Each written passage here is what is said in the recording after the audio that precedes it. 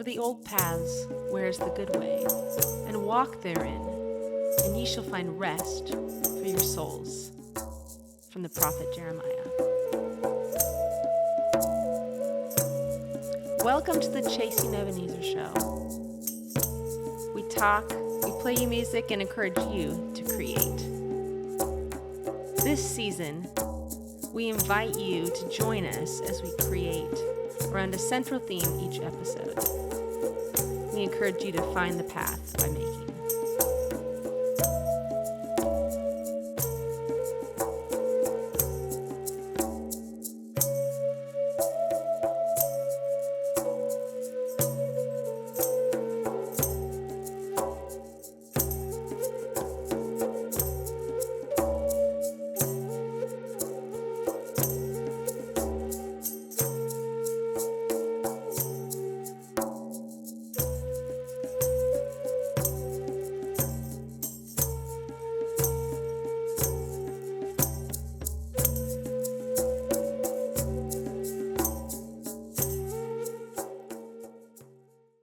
Well, welcome to the Chasing Ebenezer show. I am Heidi, this is Benjamin, and we are back for another month of hopefully giving you some ideas for being creative and making things. That's why we're here, and we're also here to say thank you to our patrons for we have entered the editing zone of the full album that you have funded, and we will have a release date out later this year for you. We want to make sure as we know. We want to make sure that date is set. But thank you for making this happen.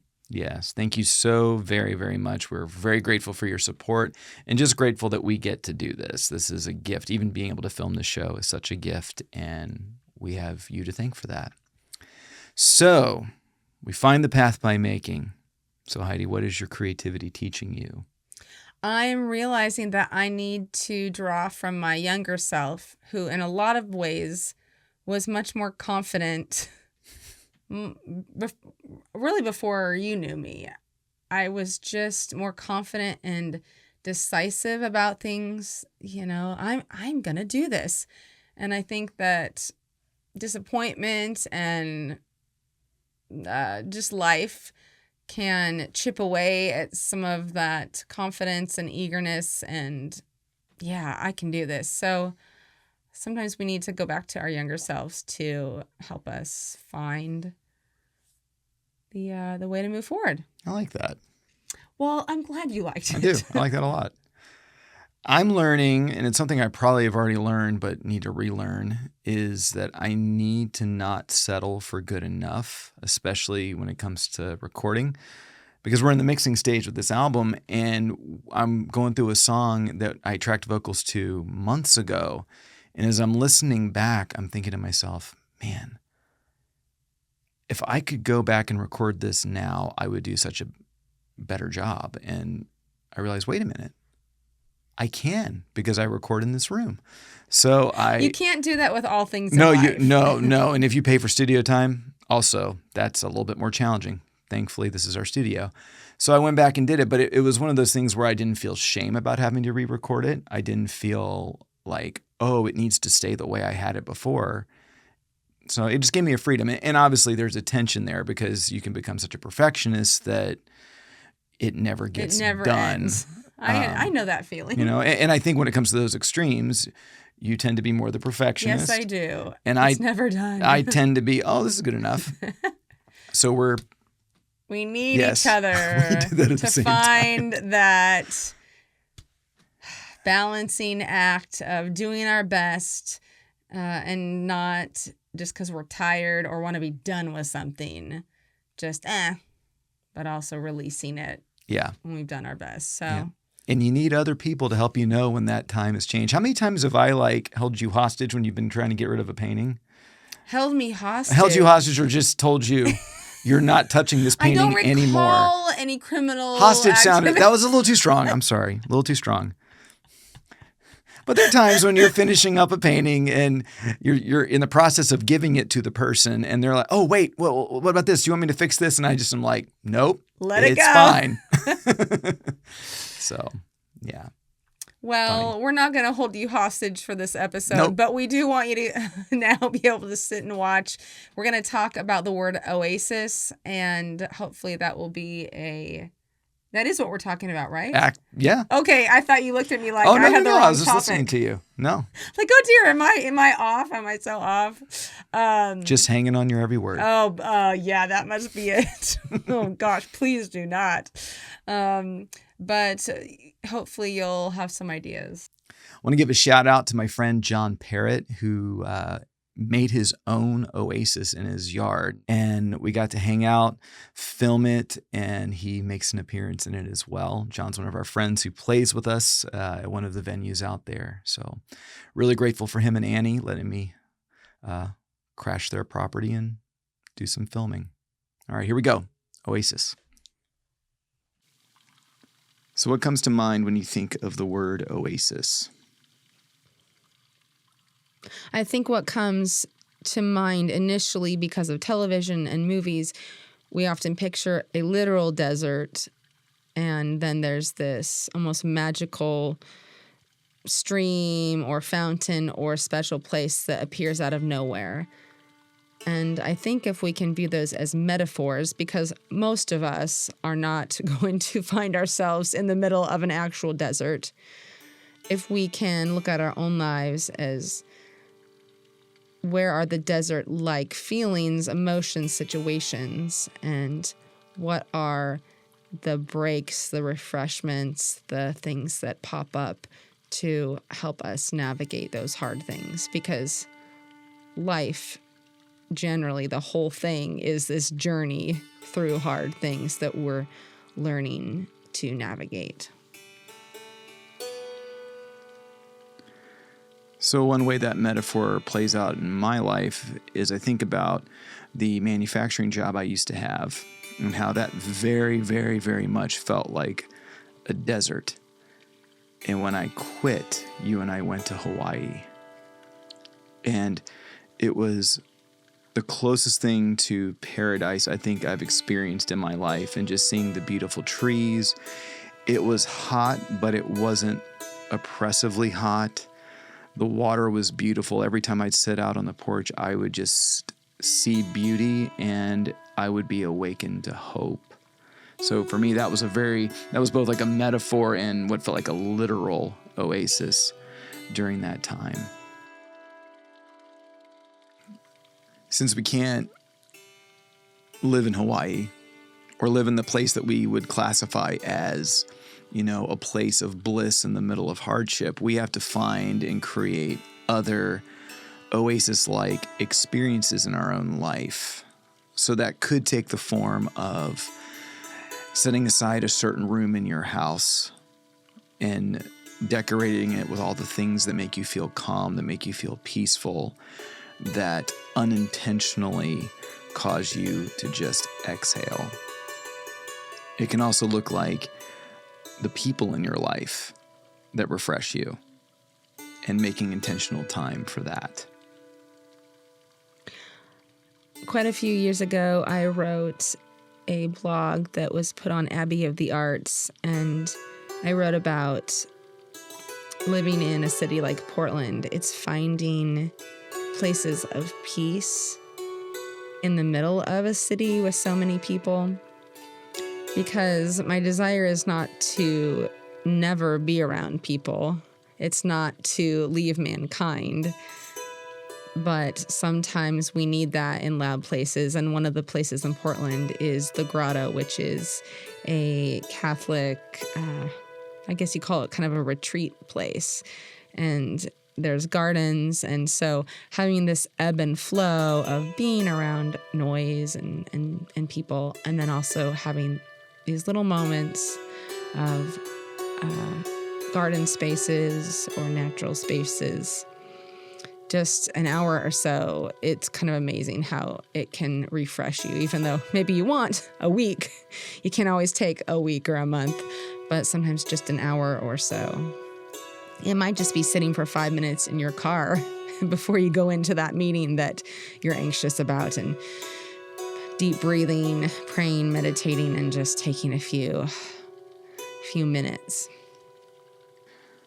One thing that doesn't even have to be a visual oasis, there can be nature sounds for people who like nature sounds. I remember when I was in middle school, I had these CDs of frog sounds and thunderstorms and rain. And all of those things were so calming and peace-inducing. So wherever you listen to music, finding those kinds of sounds can also be a place of comfort and remind you that there's still beauty in the world and there's still beauty in you. What does the word oasis have to do with creativity?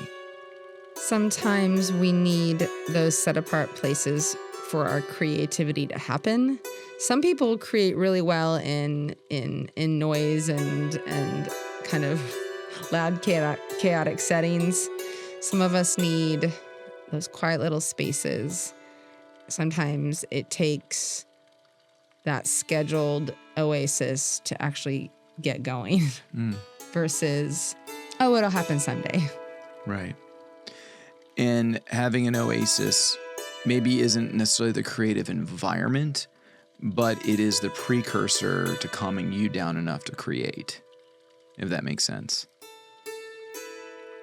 The weird thing about it is that an oasis exists because so does the desert. And it's almost like you need both to be a full person. So how does that tension of the metaphorical desert and the metaphorical oasis kind of, how does that dance happen with creativity? If we don't go through really hard things, then often the substance of our art won't be very deep. Often deep pain, deep loss, deep love, these things are what fuels great art. I know that is not always what we want to hear, but we often don't realize what we've learned until we've walked through all of that. If creativity is a muscle, then our talent needs toil to be able to have it become stronger and to grow. So that, to me, is where that dance between the oasis and the desert metaphor kind of meet. You grow in creativity when you're having to deal with resistance, but you can't just constantly live in resistance. You need those moments of rest, of recovery, and reward, and that's what the oasis provides.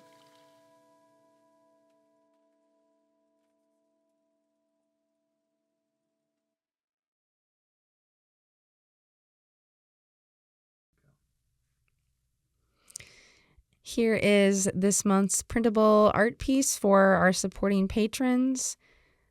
Just want to reinforce the idea that music and art can pop up in unexpected places and really provide that refreshing, joyful break that we need sometimes.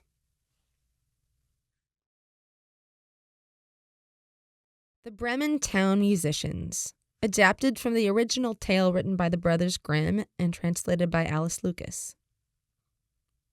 A long time ago, in a land far away, lived a donkey, an old donkey. He had served his farmer faithfully for many years, but lately he was too old to continue hauling sacks of grain to and from the mill. One night, he overheard the farmer telling his wife it was time to put him out to pasture. The donkey might have been old, but his mind was sharp, and he knew it was time to run, and so he did. Well, not run, more like shuffle. And so, that night, he told the other farm animals, "I'm off to Bremen to start my second career. I'm off to be a minstrel." And so, the donkey began his journey. Very shortly, he came across a hound by the side of the road, howling at the moon. "You have a beautiful voice, friend, but what seems to be troubling you?" "I'm old," lamented the hound. "My master has threatened to finish me off as the cost of keeping me is more than he believes I'm worth." "Come now, friend," said the donkey. "I'm off to Bremen to start a minstrel career, and you have a beautiful voice. Join me." With renewed energy, the hound and the donkey set off. As the sun was coming up, their journey was halted by the sound of a cat sobbing in the middle of the road. "What's wrong, good lady?" the hound asked the pitiful creature. "It's my mistress," the cat bemoaned. "She was good to me as long as I kept the field mice at bay, but I am old and I can't pounce like I used to. I've been turned out to make my own way." "Hush now," the hound assured the cat. "Come with Donkey and I. We are headed to Bremen to become town minstrels. You would be an excellent harpist with those claws." The cat beamed as she joined the hound and the donkey, and the trio continued on toward Bremen. About midday, as the three musicians eagerly planned their new career, they noticed a rooster quivering in the grass beside the road. "Hello, Rooster," called the cat. "You look frightened." "Indeed," the rooster wailed. "I'm old and no longer have the voice to wake the farm each morning, and now my family has decided to eat me for Sunday dinner. I escaped just a moment ago." "Then join us, friend," the cat invited. "We're musicians on our way to Bremen, and we need someone to tap a solid beat. I think that beak of yours could do the trick." With that, the troupe was complete. Donkey, hound, cat, and rooster continued on the path to Bremen until evening, when their hunger set in. They spied a cabin that looked like a promising spot to spend the night, and one by one, they crept up to the window. Peering in, they discovered that the cabin was inhabited by a band of robbers who were eating and drinking and counting bags of gold. "I know what we'll do," the donkey whispered. "We'll surround the house and make a big ruckus to frighten the rogues into the forest." The others agreed with the donkey, and so their symphony began. The donkey brayed louder than he'd ever brayed before and pounded the side of the cabin with his hooves. The hound howled and stomped circles. The cat mewed and clawed against the windows, while the rooster crowed down the chimney and pecked the roof. The whole cabin was so quickly permeated with the sound of the Bremen town minstrels that the robbers, being heavily influenced by their mead and their ale, believed the cabin had become haunted. They promptly fled in terror, leaving their spoils behind, vowing to never return to the cabin again. And so, donkey, hound, cat, and rooster settled down to a lively feast. They celebrated the first and final concert performed by the musicians of Bremen. They enjoyed quiet, contented lives in the robbers' cabin with the robbers' gold for the remainder of their days.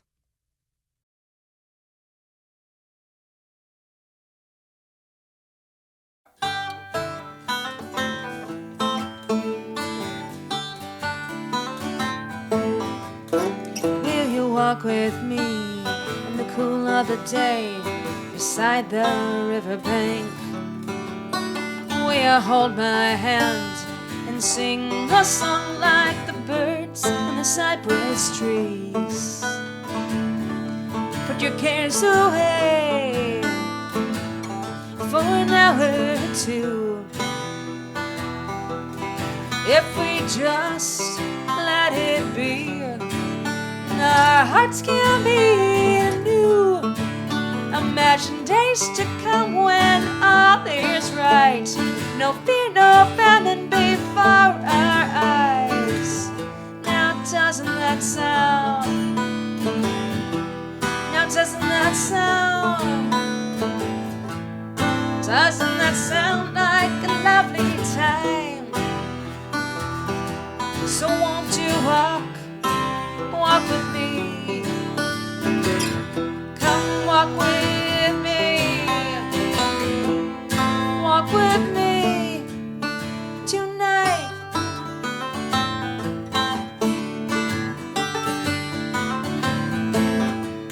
There are wars and rumors of more to come. Guns and tanks abound. It seems a little foolish to leave it behind like we're living in a fantasy land. Put the cares away for an hour or two. It's not naivete to enjoy this night with you. Imagine love and hope for every soul. When you close your eyes, all your dreams come true. Now doesn't that sound? Oh, oh.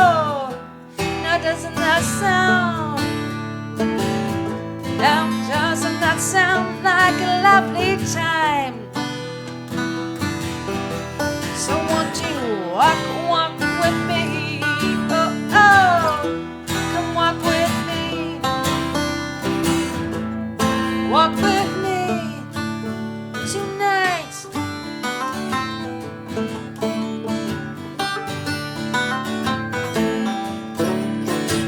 Welcome the moonlight, find paradise. Never surrender the peace inside.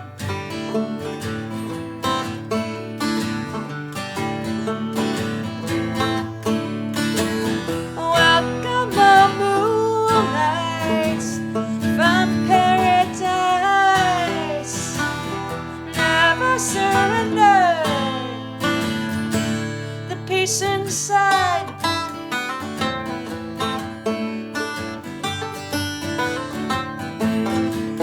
Imagine days to come when all is right.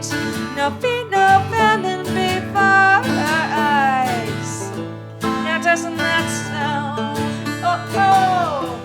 Now doesn't that sound?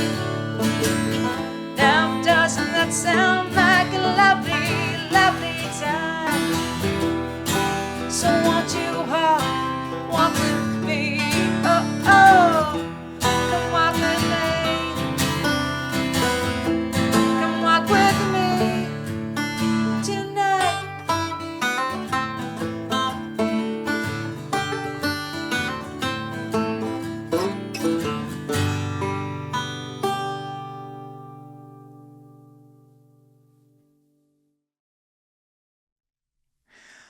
Well, that's our show for this month. Heidi, do you have prompts for us? Oh, always. Well, maybe you can create an oasis place in your home. Maybe you can do a little bit of self-care and plan, even if it's only an hour or two, plan some kind of a refresher from your normal day life. Read a book, watch a movie, write a story, anything where a character is either finding an oasis or creating it for others. So I would love to read a story about that if you wrote it. I like it. I like it a lot. Yeah, and you can check out the journaling worksheet for a few more ideas, and hope you enjoy making something. Yeah. And if you want to get a head start in preparation for next month's episode, the word for next month is going to be gravity. Gravity. All right. So it's a heavy word. You're going to say that right. Heavy word. I was like, no. So but bad. I said it's it. good. Oh, it's so bad. Bad. It's that good. Was terrible. That was terrible. I love it. At least I owned that it was a terrible, terrible pun. Well, anyway, thank you again for watching. We love you, and we'll see you soon. Oh, I feel so weighed down. All right. Bye.